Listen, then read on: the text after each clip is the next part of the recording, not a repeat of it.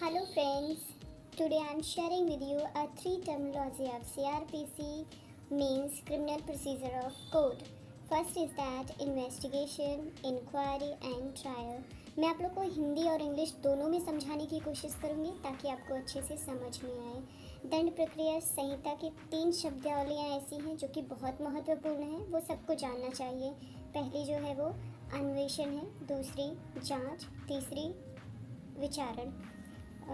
अगर हम डिटेल्स में इंग्लिश में इन्वेस्टिगेशन को देखते हैं तो investigation is not a judicial proceedings which is conducted by police officer and other person agencies also like CBI, IB, CID who is authorized by magistrate for the collection of evidence and Hindi में भी इसको आप लोगों को समझ में आया इसलिए मैंने हिंदी में भी बताने की कोशिश की है।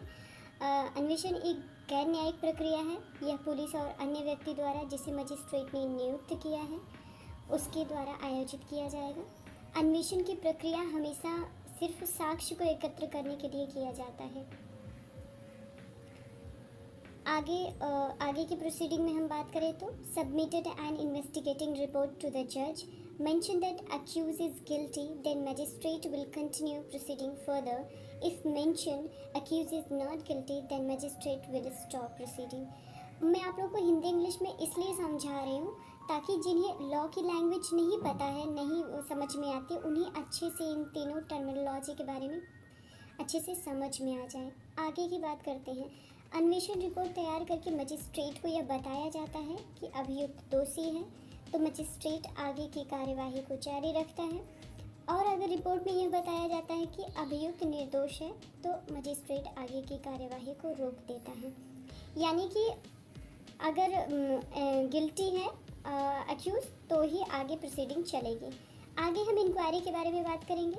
Inquiry means searching and taking information for authenticity of matter. It's a judicial proceeding. The work done by court or court's officer will called inquiry. आगे हिंदी में समझते हैं इसे। जांच वह प्रक्रिया है जिसमें मामले की सत्यता का पता लगाया जाता है। न्यायालय या न्यायालय के अधिकारी द्वारा की गई कार्यवाही जांच कहलाएगी।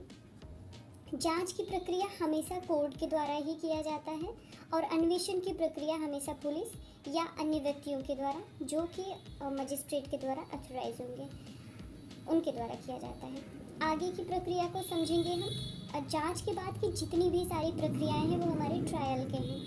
हम ट्रायल के बारे में देखते हैं। Trial means the court decision to decide where the person is acquittal or innocent.